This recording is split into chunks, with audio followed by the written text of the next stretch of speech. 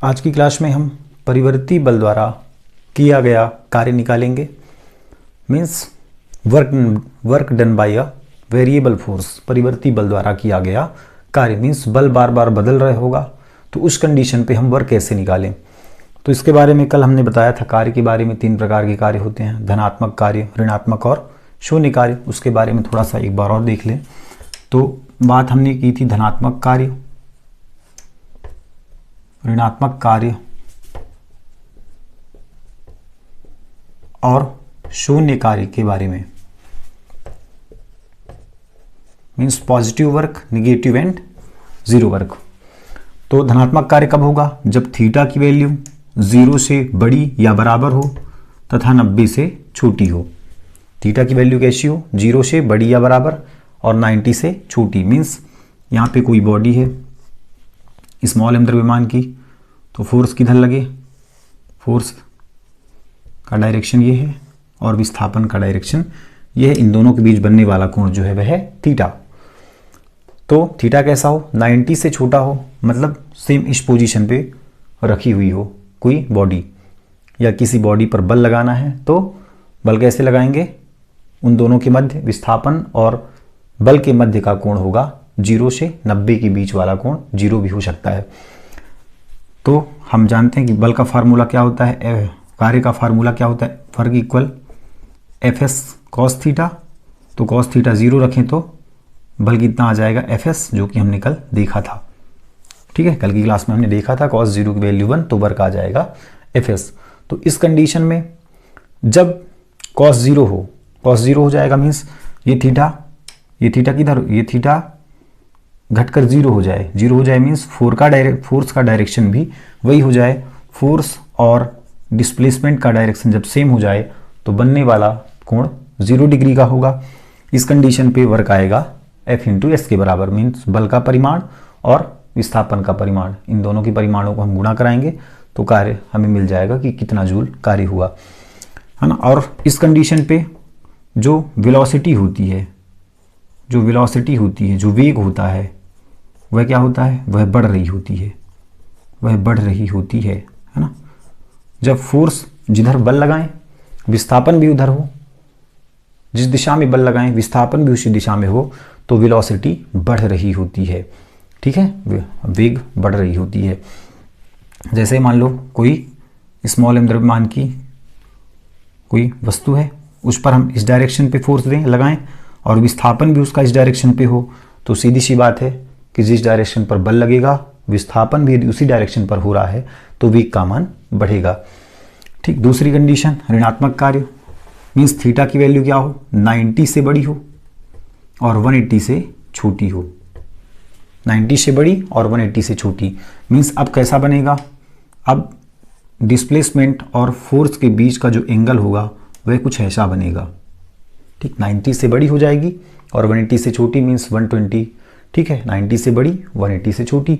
तो इस कंडीशन पे जो कार्य होगा वह कैसा कार्य होगा? ऋणात्मक कार्य होगा। मीन्स डिस्प्लेसमेंट का डायरेक्शन इधर और फोर्स का डायरेक्शन इधर। ठीक है, विस्थापन की दिशा इधर और बल की दिशा विस्थापन के विपरीत दिशा में। तो इस कंडीशन पर बनने वाला जो कोण होगा वह होगा 180 का। तो जो कार्य निकलेगा वह कैसा निकलेगा? माइनस का एफ एस निकलेगा ना। कल हमने देखा था, अगर समझ ना आए तो कल की वीडियो आप देख सकते हैं। फर्स्ट वीडियो है जो कि यूनिट 4 की कार्य ऊर्जा प्रमेय इंट्रोडक्शन, हमने कार्य के बारे में उसमें देखा था कल। तो कार्य कितना निकल जाएगा? माइनस का एफ एस। अब इस कंडीशन में क्या होगी? वेलोसिटी जो होगी, वेग घट रही होती है ना। कैसे घट रही होती है?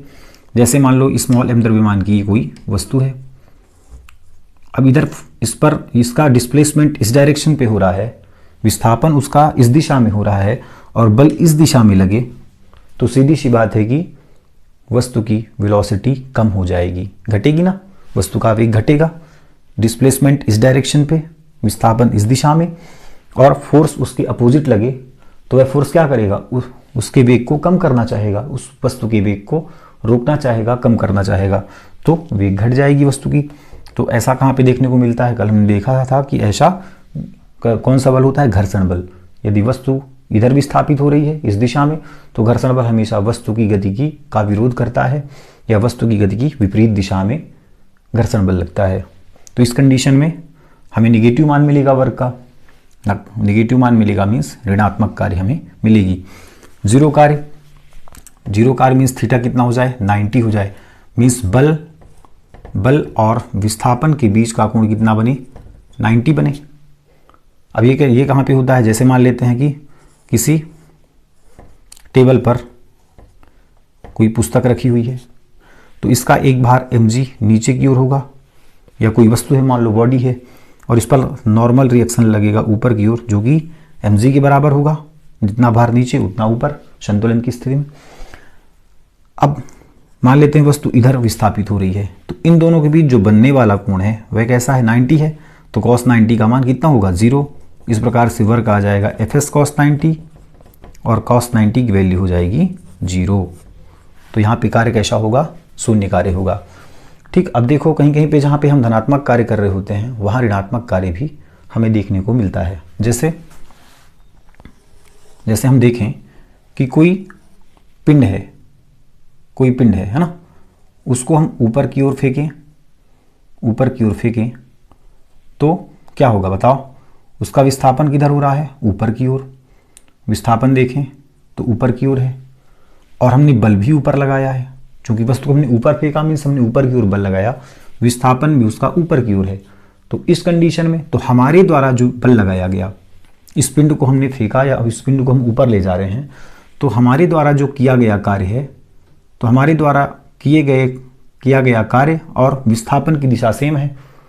तो इस कंडीशन में कार्य कैसा निकलेगा, धनात्मक, क्योंकि इस F और S के बीच बनने वाला कोण 0 डिग्री है। लेकिन यदि गुरुत्वाकर्षण की बात करें तो गुरुत्वाकर्षण ग्रेविटेशनल फोर्स जो होगा वह इस पर कितना भार लगाएगा mg, और इसको अपनी ओर अट्रैक्ट करेगा, मीन्स mg ये गुरुत्वाकर्षण बल और इस विस्थापन के बीच, इस विस्थापन की दिशा हो गई s ऊपर और गुरुत्वाकर्षण बल की दिशा हो गई नीचे, तो इनके बीच बनने वाला जो कोण है वह 180 का है। तो इस कंडीशन में कार्य कैसा हो जाएगा, ऋणात्मक। ठीक है, तो कार्य धनात्मक है या ऋणात्मक ये किस पर डिपेंड करता है, लगाए गए बल पर। बल को हम कैसे समझ रहे हैं, यदि हमारे द्वारा लगाया गया बल है और विस्थापन उसी दिशा में हो रही है तो कैसा कार्य मिलेगा, हमें धनात्मक कार्य मिलेगा। यदि गुरुत्वाकर्षण के द्वारा देखें, जब किसी वस्तु को ऊपर ले जा रहे होते हैं तो गुरुत्वाकर्षण बल द्वारा किया गया कार्य ऋणात्मक कार्य होगा, क्योंकि वस्तु को नीचे की ओर लाना चाहेगी।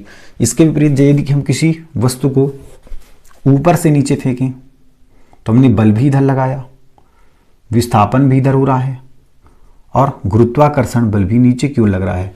तो इस कंडीशन में इन दोनों बलों के द्वारा किया गया कार्य धनात्मक होगा, कि दोनों बलों के द्वारा किया गया कार्य पॉजिटिव होगा ना, क्योंकि हमने जो बल लगाया, या बल हमने लगाया भी नहीं, हमने किसी वस्तु को ऊपर से छोड़ दिया, तो बल अब कौन लगाएगा, गुरुत्वाकर्षण बल लगेगा इस पर खुद से। तो गुरुत्वाकर्षण बल लगेगा और विस्थापन की दिशा भी उधर होगी जिधर बल है, उधर विस्थापन की दिशा भी होगी, तो कार्य हमारा पॉजिटिव आएगा। शून्य कार्य हम देख सकते हैं, जैसे कि कोई वस्तु है, ठीक है, वह इस दिशा में उसका विस्थापन हो रहा है, तो उसका भार तो हमेशा नीचे की ओर लगेगा mg।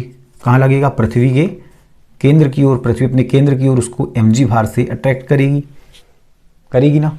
तो और उसका भार कैसा होगा, उस वस्तु का भार mg नीचे की ओर, तो इस प्रकार से उनके बीच बनने वाला कोण 90 होगा, जो कि शून्य कार्य के अंतर्गत आएगा। ठीक है, तो ये था कल के बारे में कुछ धनात्मक, ऋणात्मक और शून्य कार्य। आज हम देखेंगे परिवर्ती बल द्वारा किया गया कार्य। ठीक है, परिवर्ती बल द्वारा किया गया कार्य। अब जब बल बार बार बदले तो की कंडीशन पे, ठीक, इसको नोट कर लें आप।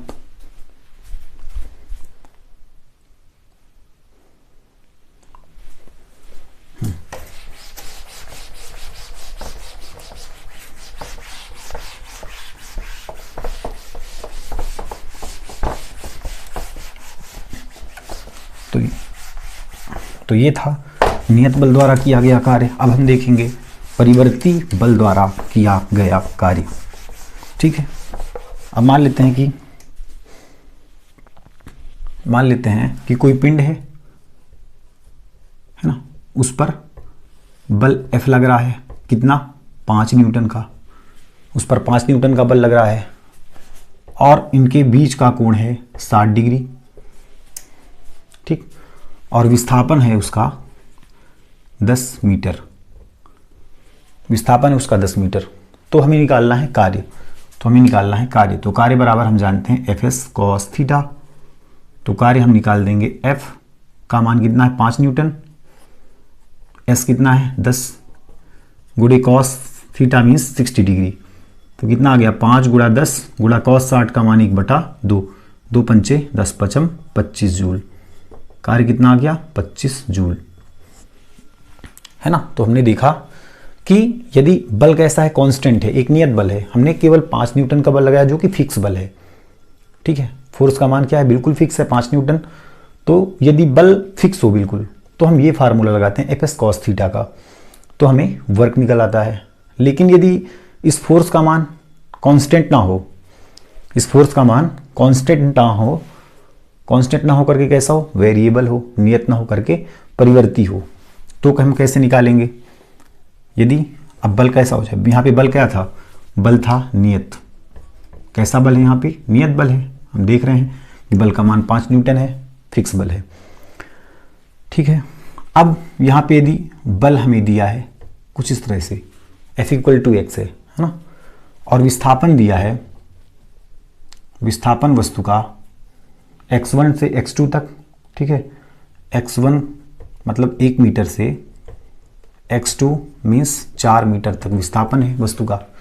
तो हमें कार्य निकालना है, कार्य।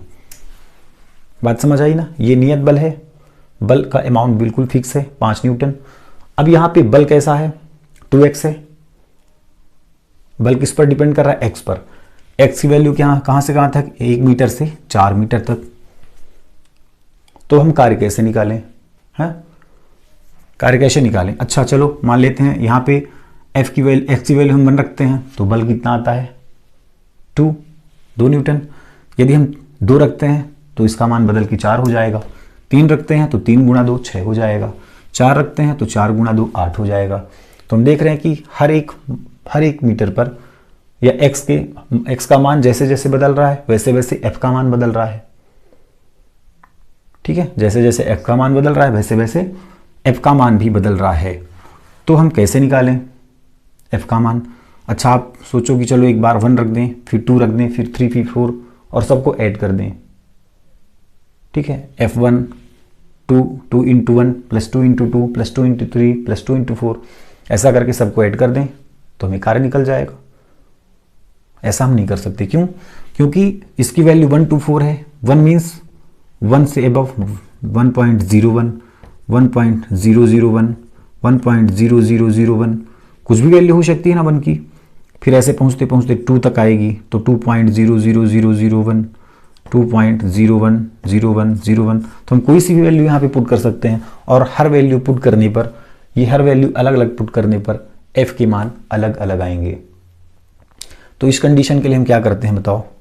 इस कंडीशन के लिए हम यूज़ करते हैं क्या, यूज़ करते हैं हम इंटीग्रेशन लगाते हैं हम, ठीक। और बल हम लगाते हैं एफ एस कॉस थीटा। कब, एफ एस कॉस थीटा हम कब लगाते हैं, जब बल हमारा नियत हो। एफ एस कॉस थीटा कब लगाएंगे, जब बल नियत हो।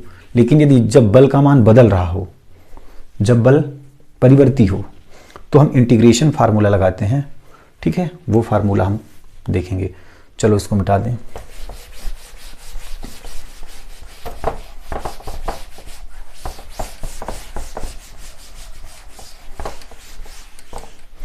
हम देखेंगे इंटीग्रेशन।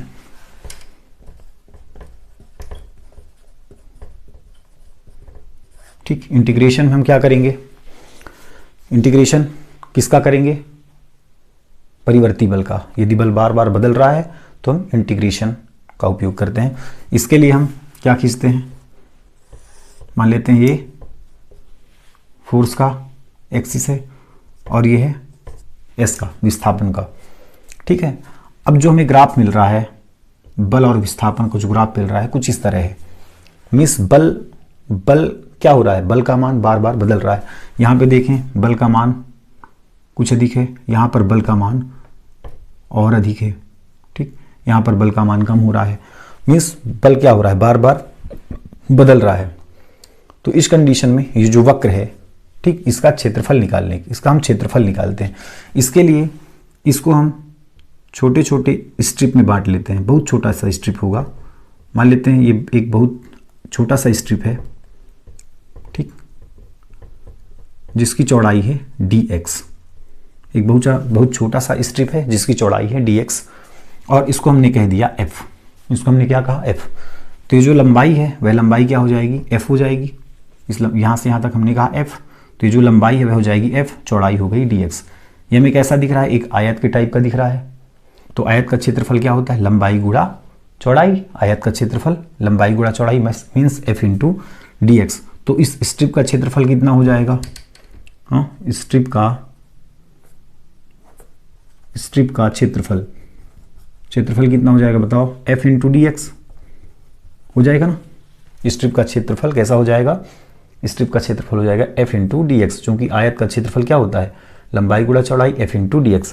अब स्ट्रिप क्या है, ये जो क्षेत्रफल, अब f इंटू dx क्या है, बल गुणे विस्थापन कार्य है। तो ये स्ट्रिप के क्षेत्रफल, इसको हम कह सकते हैं छोटा सा कार्य, है ना, बहुत छोटा कार्य। क्या कह सकते हैं, बहुत छोटा कार्य। और बहुत छोटे कार्य को हम क्या लिखते हैं, dw। बहुत छोटा कार्य क्या होगा, dw इक्वल हो गया f इंटू dx, ठीक है। dw इक्वल कितना हो गया, f इंटू dx। अब क्या करते हैं, अब इसको फिर से छोटे से स्ट्रिप का क्षेत्रफल और निकालते हैं। ऐसे हम क्या करते हैं, इस कर्व को यहाँ से यहाँ तक, है ना, इस कर्व को हम क्या करते हैं, छोटे छोटे स्ट्रिपों में बांट लेते हैं। ऐसे छोटे छोटे स्ट्रिप्स में ऐसे बांट लेते हैं और सभी का क्षेत्रफल हम निकालते हैं। छोटे छोटे स्ट्रिपों का क्षेत्रफल हम निकालते हैं, ठीक। तो जो मान लेते हैं, हाँ, छोटे छोटे स्ट्रिपों का हम क्षेत्रफल निकाल लेते हैं। तो मान लेते हैं इसकी चौड़ाई हो गई dx1, इसकी हो गई dx2, इसकी हो गई dx3, है ना। ऐसे बल लगा यहाँ पे F1, यहाँ पे बल लगा F2, ठीक है। फिर यहाँ पे बल लगा ऐसे F3, ऐसे बल लगा, ठीक। तो क्या करेंगे, ये छोटे से स्ट्रिप का क्षेत्रफल था। तो ऐसे हम इसको छोटे छोटे अल्पांशों में छोटे छोटे कई स्ट्रिप लेंगे, छोटे छोटे चौड़ाई वाले कई स्ट्रिप लेंगे, तो हमें क्या निकल जाएगा, टोटल एरिया निकलेगा ना। टोटल एरिया मतलब टोटल स्ट्रिप का क्षेत्रफल, जितने भी स्ट्रिप हैं उन सब का क्षेत्रफल। तो हमें क्या निकल जाएगा, टोटल एरिया निकलेगा ना, कुल क्षेत्रफल निकल जाएगा। कुल क्षेत्रफल क्या होगा, छोटे छोटे स्ट्रिपों का क्षेत्रफल, छोटे छोटे स्ट्रिपों के क्षेत्रफलों का योग होगा ना। क्या करेंगे बताओ, इन छोटे छोटे स्ट्रिपों का क्षेत्रफल निकालेंगे और इन सबको जोड़ देंगे, जोड़ेंगे ना। ऐसे ये पूरे स्ट्रिप होंगे, जितना क्षेत्रफल हमें दिख रहा है ना, ये पूरा स्ट्रिप होगा। मीन्स यहाँ से यहाँ तक हम इसको छोटे छोटे स्ट्रिपों में बांटेंगे और इन छोटे छोटे स्ट्रिपों के क्षेत्रफलों का योग करेंगे। मीन्स क्या लिखेंगे, f1 dx plus f2 dx plus f3 dx plus f4 dx plus dot dot dot ऐसे fn dx तक, जितने भी f होंगे, है ना, बहुत सारे क्षेत्रफल होंगे। तो इन सब का क्षेत्रफल हम जोड़ देंगे, इन सब के क्षेत्रफलों को हम ऐड कर देंगे, ठीक है। अब जो टोटल एरिया है, तो छोटे से स्ट्रिप का क्षेत्रफल क्या था, छोटा सा कार्य, ठीक। तो टोटल एरिया जब निकालेंगे, मतलब जितने भी स्ट्रिप हैं सबके क्षेत्रफलों का योग क्या हो जाएगा, कुल कार्य। कुल कार्य को हम क्या लिखते हैं, W, ठीक। कुल कार्य को हम क्या लिखेंगे, W, ठीक है। अब W क्या लिखेंगे, अब इन छोटे छोटे स्ट्रिपों के क्षेत्रफलों का जो योग है, तो हम जानते हैं कि जब छोटे छोटे स्ट्रिपों के क्षेत्रफलों का योग ज्ञात करने के लिए हम क्या चीज़ यूज करते हैं, इंटीग्रेशन। तो इसको हम क्या कर देंगे, इंटीग्रेशन f dx, ठीक है। ये जो f1 f2 f3 f4 है, किस में बदल गए, f में बदल गए, और f dx का हम समाकलन कर देते हैं, ठीक है। तो हमें निकल जाता है कार्य। अब मान लेते हैं कहाँ से कहाँ तक हम निकाल रहे हैं, x1 to x2 निकाल रहे हैं, x1 से x2 निकाल रहे हैं। तो यहाँ पे लिमिट रख देंगे x1 to x2। लिमिट रखने पर हमें इस पूरे क्षेत्रफल का क्या निकल जाएगा, इसका पूरा क्षेत्रफल निकल जाएगा, मीन्स टोटल एरिया निकल जाएगी। और इस टोटल एरिया को हम बोलेंगे वर्क, W, कार्य, ठीक है ना। बात समझ आई। ठीक है, ये हो गया टोटल क्षेत्रफल। ठीक, अब कुछ याद रखने वाली बातें हैं इसमें। तो याद रखने वाली बात क्या है, हाँ, जो एफ एक्स ग्राफ का क्षेत्रफल है, ये एफ एक्स ग्राफ का क्या बना हमने, एफ एक्स ग्राफ का जो क्षेत्रफल है, मीन्स ये जो क्षेत्रफल निकला एफ एक्स ग्राफ का, एफ एस है ना, सॉरी एक्स हमने लिया ना तो इसको एक्स मानो। ठीक, तो एफ एक्स ग्राफ का जो क्षेत्रफल निकला मीन्स ये यहाँ से यहाँ तक ये क्षेत्रफल कहलाएगा। इसको हम बोलते हैं कार्य। क्या बोलते हैं, कार्य। तो कार्य हम क्या लिख सकते हैं, एफ एक्स ग्राफ का क्षेत्रफल। कार्य को हम क्या बोलेंगे, एफ एक्स ग्राफ का जो क्षेत्रफल है उसे हम बोलेंगे कार्य। ठीक है, और कार्य को हम निकालेंगे कैसे, जब बल परिवर्ती हो तो समाकलन करेंगे एफ इंटू डी एक्स और x1 टू x2। ठीक, समाकलन करेंगे कब, जब बल परिवर्ती हो, जब बल परिवर्ती हो, जब बल बदल रहा हो तो की कंडीशन में, ये फर्स्ट नंबर ये सेकंड नंबर। तो कार्य क्या है, एफ एक्स ग्राफ का क्षेत्रफल ही कार्य है। और कार्य निकालने के लिए हम क्या करेंगे, एफ इंटू डी एक्स करके लिमिट रख देंगे, हमें जहां से यहां तक का मान निकालना है x1 टू x2 का। तो कब, जब बल परिवर्ती हो। और जब बल नियत हो तो कार्य कैसे निकालेंगे, एफ एस कॉस थीटा। जब बल नियत हो, जब बल नियत हो तो हम ये फार्मूला लगाएंगे एफ एस कॉस थीटा का। ठीक है, बात समझ आई है ना। अब चलते हैं इससे कुछ रिलेटेड न्यूमेरिकल कर लें। ठीक, स्क्रीनशॉट ले लें इसका आप। हाँ, अब इसको मिटाते हैं। तो ये चीज़ रिमेंबर होना चाहिए, है ना, ये चीज़ बिल्कुल याद रखनी है। कार्य क्या है, एफ एक्स ग्राफ का क्षेत्रफल है। और कार्य हम कैसे निकालेंगे, जब बल परिवर्ती हो तो लिमिट रखेंगे x1 टू x2। अब लिमिट हमें दी रही होगी, संख्या भी हो सकती है 1 to 4 है ना, 2 to 10, f into D x. और कार्य होगा एफ एस कॉस थीटा जब बल कांस्टेंट हो, जब बल नियत हो। ठीक है, तो ये चीज़ समझ आई ना। तो हम क्या करते हैं, परिवर्ती बल द्वारा किए गए कार्य के लिए इंटीग्रेशन निकालते हैं। इसके लिए एक कर्व होता है, ये कर्व हमें क्या बतलाता है कि फोर्स का मान हर टाइम अलग अलग है ना। अगर ये फोर्स का मान, यदि फोर्स का मान क्या होता, कांस्टेंट होता, तो हमें ऐसा ग्राफ मिलता। ठीक, अब हमें ग्राफ कैसा मिल रहा है, हमें ग्राफ मिल रहा है कुछ ऐसा ग्राफ मिल रहा है। मीन्स बल का मान क्या हो रहा है, बल का मान बदल रहा है हर समय। जब बल का मान बदल रहा है, इसके लिए हम क्या करते हैं, इस कर्व को छोटे छोटे स्ट्रिपों में बांट लेते हैं। और ये f है तो इसकी लंबाई को f मान लेते हैं, इसकी अल्पांश चौड़ाई मान लेते हैं dx। ठीक, जब अल्पांश चौड़ाई है तो अल्पांश क्षेत्रफल होगा। जब अल्पांश क्षेत्रफल को हमने कहा स्ट्रिप का क्षेत्रफल। जब क्षेत्रफल अल्पांश है तो किया गया कार्य भी अल्पांश होगा, dw इक्वल कितना हो जाएगा, f इंटू डी एक्स। जब टोटल एरिया निकालेंगे तो क्या करेंगे, छोटे छोटे स्ट्रिपों का योग कर देंगे, ऐड कर देंगे छोटे छोटे स्ट्रिपों के क्षेत्रफल को। तो टोटल एरिया क्या होगा, छोटे छोटे स्ट्रिपों के क्षेत्रफलों का योग। छोटे छोटे स्ट्रिप क्या हो गए, f1 dx, f2 dx, f3 dx, है ना। ये जो लिखे हैं f dx1 dx2 ऐसा नहीं होगा। ठीक, f1 dx, f2 dx, f3 dx, f4 dx dot dot fn dx। तो वर्क क्या निकल जाएगा, f dx integration of f dx। अब लिमिट लगा देंगे x1 टू x2, जहाँ से यहाँ तक हमको कार्य चाहिए, वहाँ से वहाँ तक की लिमिट रख के और फोर्स का इंटीग्रेशन कर देंगे तो हमें वर्क निकल जाएगा, कार्य निकल जाएगी। ठीक है ना। अब चलो कुछ इससे रिलेटेड न्यूमेरिकल कर लें।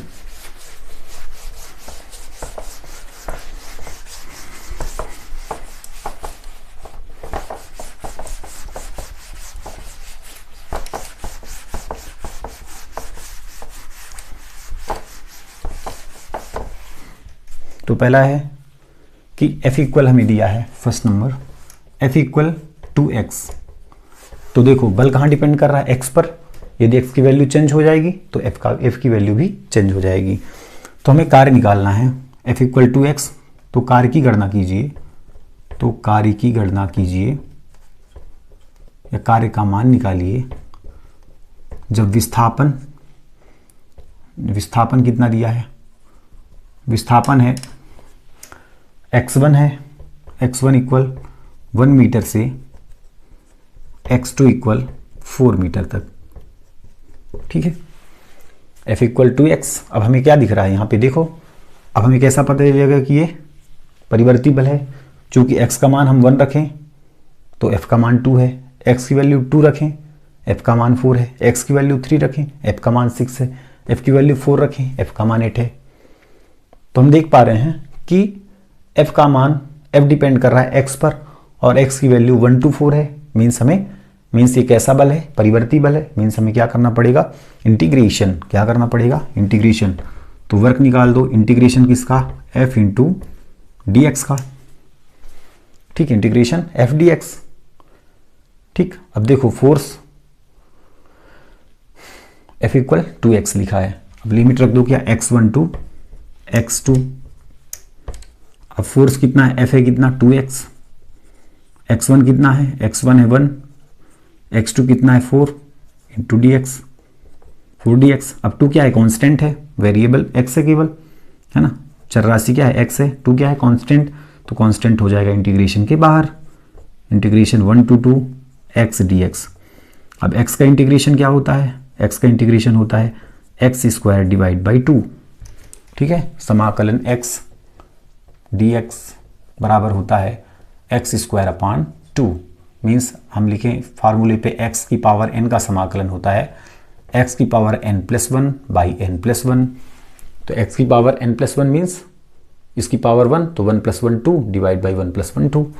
तो x की पावर 2/2, लिमिट अब इधर आ जाएगी 1 to 2। ठीक, अब ये 2 से 2 कैंसिल हुआ, या फिर ऐसे लिख दो 2 इंटू एक्स स्क्वायर ब्रैकेट के अंदर, लिमिट 1 to 2, और ये 2 को बाहर निकाल लो, कांस्टेंट है ये भी, तो 2 से 2 कैंसिल हो जाएगा। तो बचा क्या, x square by x square, limit 1 to 2। अब क्या लिखेंगे, पहले अपर लिमिट मीन्स x की जगह पे 2, तो x की जगह पे 2, तो 2 का स्क्वायर माइनस x की जगह पे 1, तो 1 का स्क्वायर, 2 2 = 4 माइनस 1 मीन्स 3 जूल, है ना। कार्य कितना निकला, 3 जूल।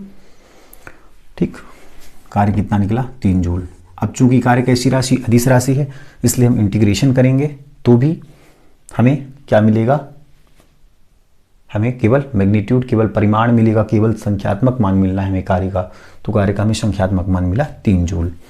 ठीक है, ये तो हुआ पहला न्यूमेरिकल। ठीक, अब दूसरा भी कर देख लें। दूसरा हम देखें तो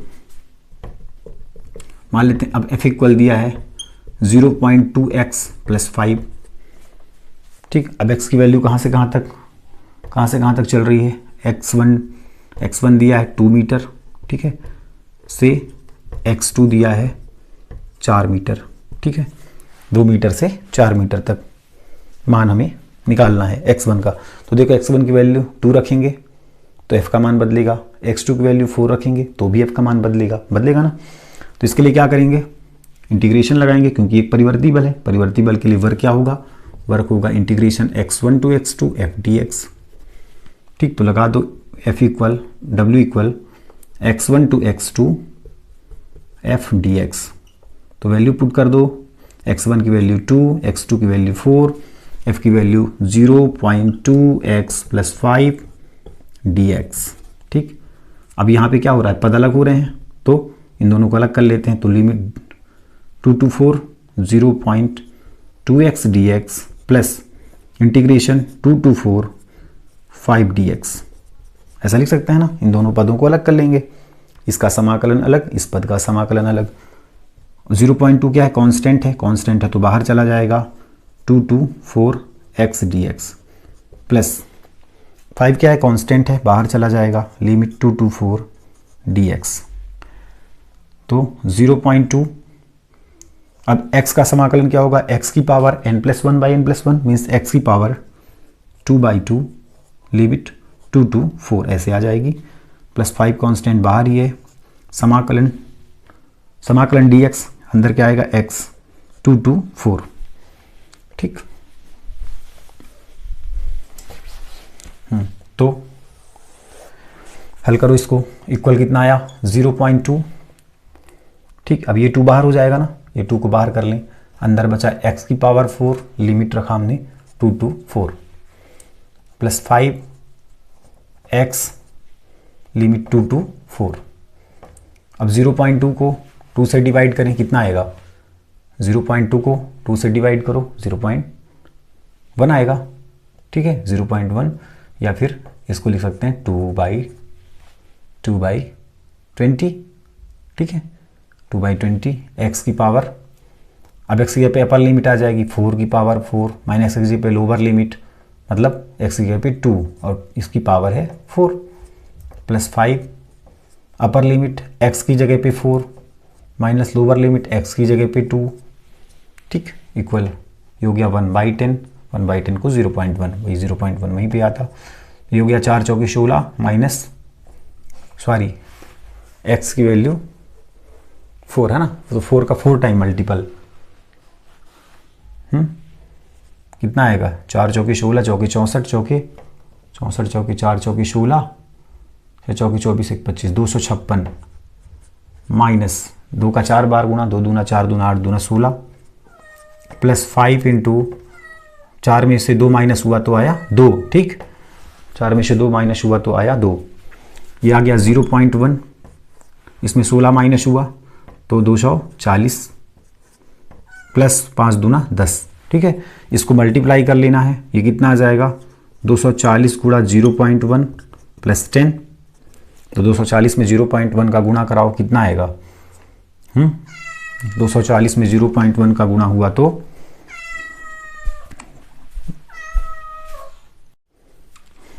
तो 0.1 का गुणा कराएंगे तो कितना आएगा, गुणा करा लो, 240 गुणा 0.1, 1 का ये आया, 0 का ये आया 420, 1 डेसिमल है ना, मीन्स कितना आया 24,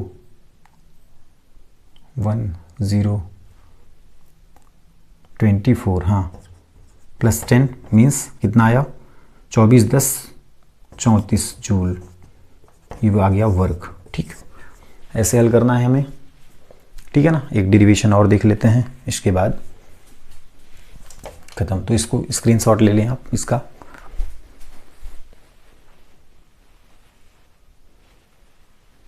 ठीक हो गया, चलो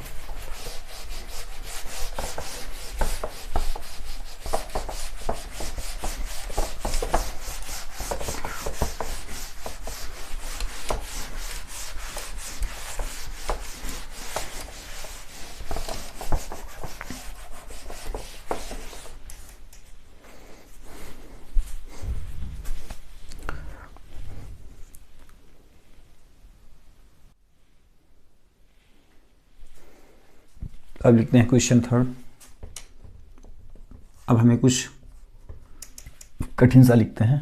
f इक्वल है x² i cap plus 2y j cap. ठीक है, तो और वस्तु का विस्थापन हो रहा है, जो डिस्प्लेसमेंट है, डिस्प्लेसमेंट मीन्स विस्थापन जो है वस्तु का, वह है 1 to 2 एंड 3 to 4।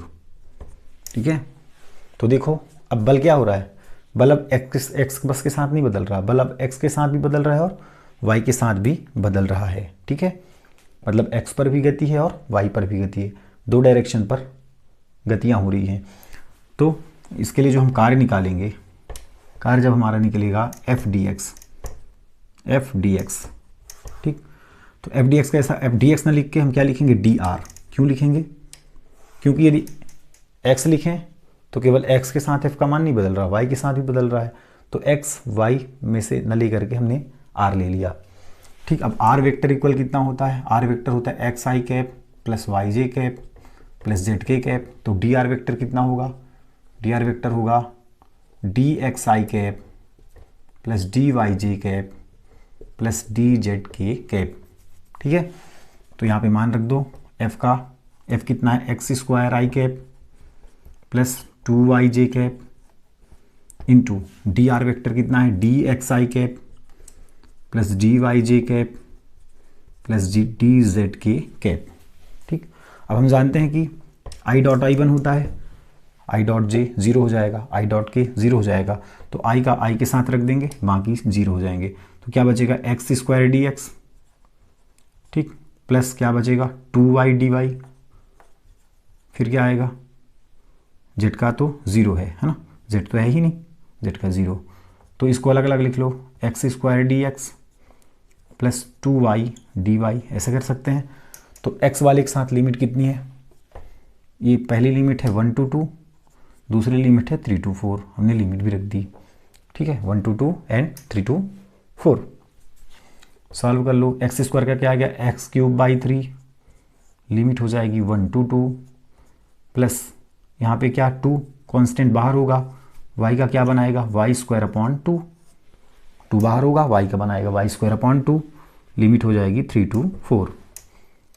पहले अपर लिमिट रखो, ठीक, 1/3 बाहर कर लो, अपर लिमिट x की जगह पे 1/3 बाहर कर लो, अंदर बचा x cube, limit 1 to 2 plus 2 by बाहर कर लो 1/2, मतलब नीचे डिवाइड के फॉर्म पे बाहर हो गया, अंदर बचा वाई स्क्वायर, लिमिट रख लो 3 to 4, ठीक। तो कार्य W इक्वल कितना आ जाएगा 1/3 एक्स क्यूब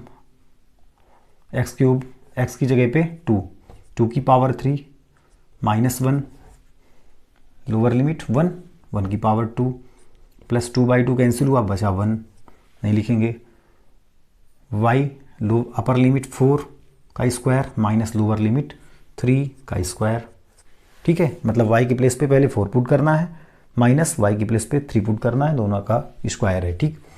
ये 1/3 हुआ, 2 का 3 बार गुणा, 2 दूना 4 दूना 8, माइनस 1 का 2 बार गुणा 1 ही आया, प्लस 4 का 2 बार गुणा, 4 चौकी 16, माइनस 3 का 2 बार गुणा, 3 त्रिकाई 9, 1/3 इंटू 8 में से 7 गया तो 8 में 1 गया 7, 16 में 9 गया तो 7, कितना आएगा, 16 में 9 गया 7,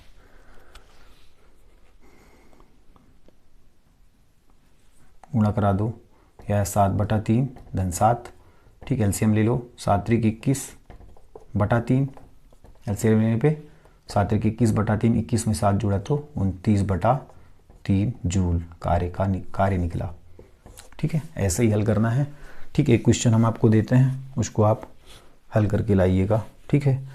मान लेते हैं F इक्वल है कितना, ये क्वेश्चन है आपका, ठीक, यहाँ पे लिखे देते हैं, F इक्वल है माइनस एक्स क्यूब आई कैप, ठीक, प्लस 3yj कैप, और लिमिट है इसकी 1 to 4 एंड 2 to 6, ठीक है। इसको आप सॉल्व करके लाइएगा घर से, या कमेंट बॉक्स में कमेंट कीजिएगा इसके आंसर को, ठीक है। थैंक यू, कल देखेंगे ऊर्जा एनर्जी।